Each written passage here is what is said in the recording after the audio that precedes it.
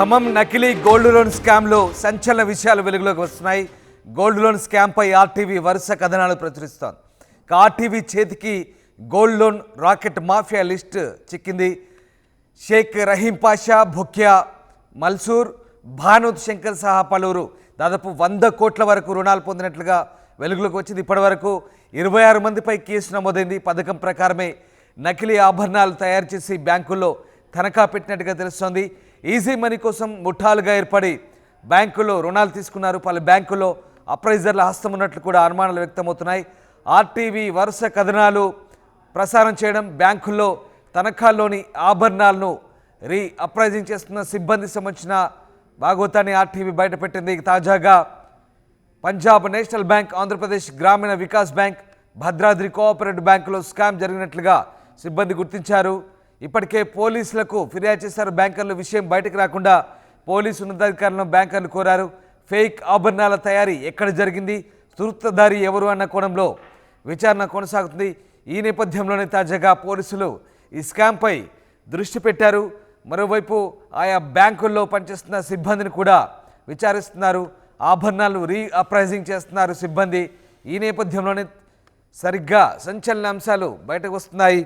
ఈ స్కామ్ సంబంధించి అలాగే ఫేక్ అడ్రస్ ప్రూఫ్లతో కూడా నకిలీ బంగారు ఆభరణాలు పెట్టి లోన్లు పొందినట్టుగా గుర్తించారు పోలీసులు. డీసీసీబీ బ్యాంక్తో పాటు మరో 6 కార్పొరేట్ బ్యాంకులు కూడా ఇదే తరహా మోసం జరిగినట్టుగా అంచనా వేసిన నేపథ్యంలో ప్రస్తుతం ఈ అంశానికి సంబంధించి పోలీసులు దృష్టి సారించారు. ఒక్కసారిగా బ్యాంకు ఖాతాలకు సంబంధించి ఎవరెవరు ఈ లోన్లు తీసుకున్నారు, అలాగే ఫేక్ అడ్రస్లు పెట్టడము, ఫేక్ ఆభరణాలు పెట్టి లోన్లు తీసుకోవడంపై కూడా ప్రస్తుతం పోలీసులు దృష్టి సారించిన పరిస్థితి. పథకం ప్రకారమే నకిలీ ఆభరణాలు తయారు చేసి బ్యాంకుల్లో తనఖా పెట్టడం, దీనికి బ్యాంక్ అప్రైజర్స్ కూడా సహకరించడం కూడా పోలీసులు ప్రస్తుతం గుర్తించిన పరిస్థితి కనబడుతుంది.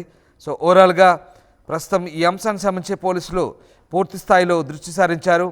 దీంతో ప్రధానంగా ఆర్టీవీ వరుస కథనాలు ప్రసారం చేయడంతో ఈ అంశంపై తీగలాగితే డొంక కదిలినట్టుగా ఉంది పరిస్థితి. ఇక పూర్తి స్థాయిలో అధికారులు, పోలీసు సిబ్బంది దీనికి సంబంధించి నిమగ్నమైన పరిస్థితి. మా కరెస్పాండెంట్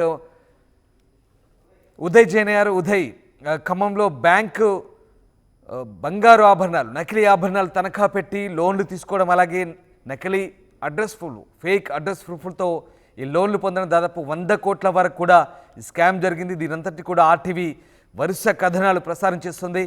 ఈ నేపథ్యంలో పోలీసులు ఎలా తీసుకుంటున్నారు ఈ అంశాన్ని, ముఖ్యంగా ఆర్టీవీ కథనాలతో ఎలాంటి కదలిక వచ్చింది?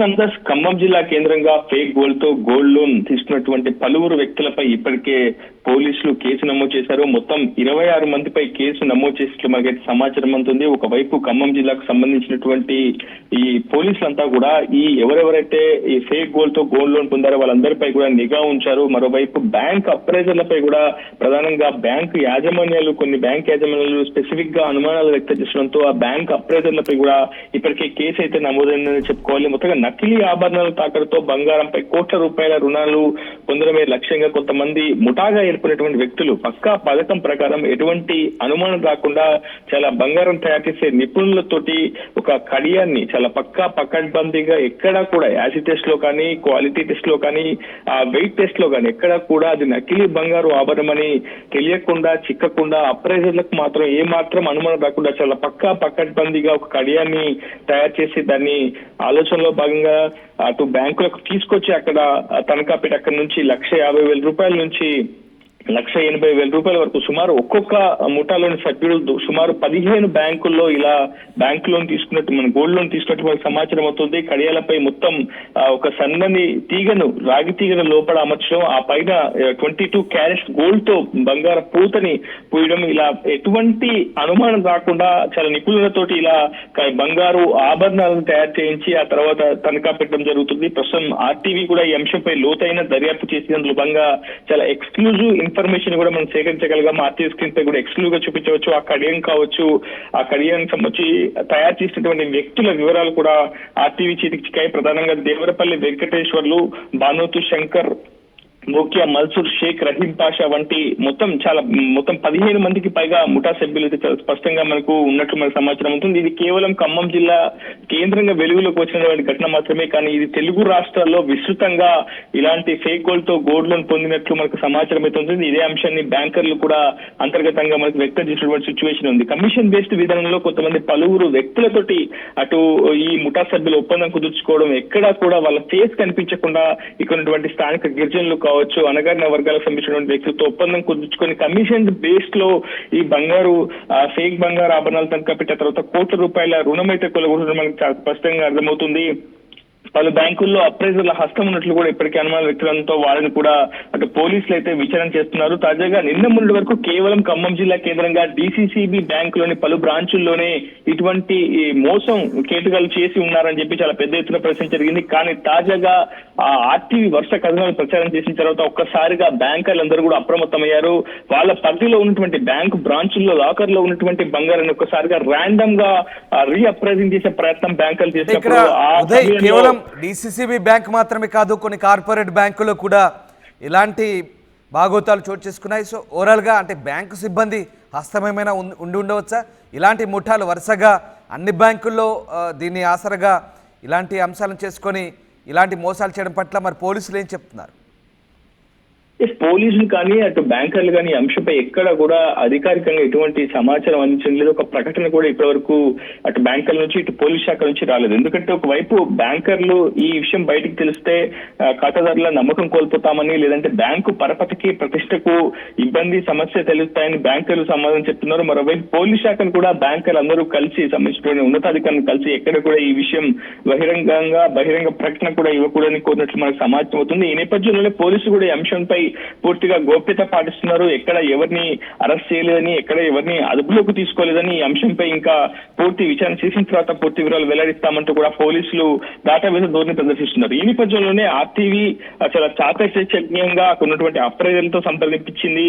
అదేవిధంగా అనుమానాలు ఉన్నటువంటి ప్రతి వ్యక్తిని కూడా మనం కాంటాక్ట్ చేసే ప్రయత్నం చేస్తున్నాం. ఆ సమయంలోనే చాలా స్పష్టమైనటువంటి ఎవిడెన్స్ కూడా మనకు చిక్కింది. మనం చూడొచ్చు, పంజాబ్ నేషనల్ బ్యాంక్ ద్వారా ఎవరెవరైతే ఫేక్ గోల్డ్ లోన్ పొందినటువంటి డేటా మనం సంపాదించగలము. APGB కావచ్చు, భద్రాద్రి కోఆపరేటివ్ బ్యాంక్ కావచ్చు, ఈ 3 కార్పొరేట్ బ్యాంకులకు సంబంధించి, వాణిజ్య బ్యాంకులకు సంబంధించినటువంటి బ్యాంక్ లోన్ తో ఫేక్ గోల్డ్ తో గోల్డ్ లోన్ డేటాను కూడా మనం సంప్రదించగలిగాం. కొన్ని లక్షల రూపాయల బ్యాంకు ఖాతాదారుల సొమ్ములు ఈ కేటుగాళ్లు చాలా పకడ్బందీగా ఇలా నకిలీ బంగారు ఆభరణాలు తనఖా పెట్టి పూర్తి స్థాయిలో బంగారంపై రుణం పొందినట్లు మనకు సమాచారం ఉంది. కొంతమంది ఈ కేటుగాలంతా కూడా ప్రస్తుతం విదేశాలకు కూడా వెళ్లిపోయినట్టు మనకు సమాచారం అవుతుంది. ఇక్కడ కూడా ఈ అంశంపై అంతర్గత విచారణ చేపట్టినప్పటికీ ఖమ్మం జిల్లా పోలీసులు మాత్రం బయటికి ఎటువంటి విషయాన్ని మాత్రం వెల్లడించట్లేదు. అసలు ఎంక్వైరీలో ఏ అంశాలు వెల్లడయ్యాయనే విషయానికి సంబంధించి కూడా పూర్తి స్థాయి వివరాలు ఉంచారు. కానీ చాలా పక్కా పథకం ప్రకారమే ఈ తతంగం మాత్రం నడుపుకుంటారని, దీని వెనుక ఒక మాస్టర్ బ్రెయిన్ ఉండొచ్చని కూడా పోలీసులు అనుమానిస్తున్నారు. So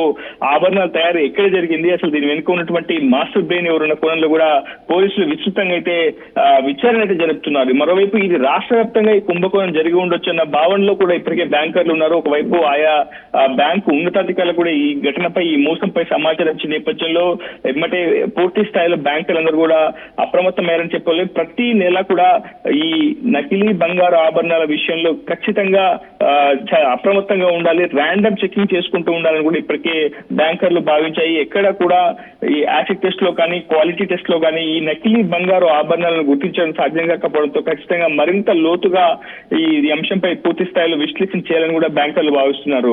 Ramdas. Right, yes, thank you Madhu, thank you Uday. Yes, easy money కోసం ముఠాలుగా ఏర్పడి బ్యాంకుల్లో రుణాలు తీసుకుంటున్నారు. వాళ్ళ బ్యాంకుల్లో నకిలీ ఆభరణాలు పెట్టి అప్రైజర్ల హస్తం ఉన్నట్లుగా అనుమానాలు వ్యక్తమవుతున్నాయి. దీంతో RTV వరుస కథనాలు ప్రసారం చేస్తుంది. బ్యాంకుల తనఖాల్లోని ఆభరణాలను ఇప్పుడు సిబ్బంది రీఅప్రైజింగ్ చేస్తున్నారు. తాజాగా పంజాబ్ నేషనల్ బ్యాంక్, ఆంధ్రప్రదేశ్ గ్రామీణ వికాస్ బ్యాంక్, భద్రాద్రి కోఆపరేటివ్ బ్యాంకులో స్కామ్ జరిగినట్టుగా సిబ్బంది గుర్తించింది. ఇప్పటికే పోలీసులకు ఫిర్యాదు చేశారు బ్యాంకర్లు. విషయం బయటకు రాకుండా పోలీసు ఉన్నతాధికారులను కోరారు బ్యాంకర్లు. ఫేక్ ఆభరణాల తయారీ ఎక్కడ జరిగింది, సూత్రధారి ఎవరు అన్న కోణంలో కూడా విచారణ సాగుతుంది. అయితే మొత్తం వ్యవహారంలో సహకరించిన సిబ్బంది కూడా ఎవరైనా ఉన్నారా, లోన్లు ఇచ్చిన ఉద్యోగుల పాత్ర ఎంత ఉందనే విషయంపై కూడా ఉన్నతాధికారులు విచారిస్తున్నారు. మొత్తం మీద ఫేక్ ఆభరణాలతో దాదాపు 100 కోట్ల వరకు కూడా బుర్డీ కొట్టించిన ఘటన ఖమ్మం జిల్లాలో కలకలం రేపింది. ఆర్టీవీ యాప్ వార్తల్ని క్షణాల్లో చదివే అవకాశం ఉంటుంది. ఒక న్యూస్ పేపర్, ఒక టెలివిజన్ ఛానల్ మీ చేతుల్లో ఎప్పుడూ ఉంటాయి.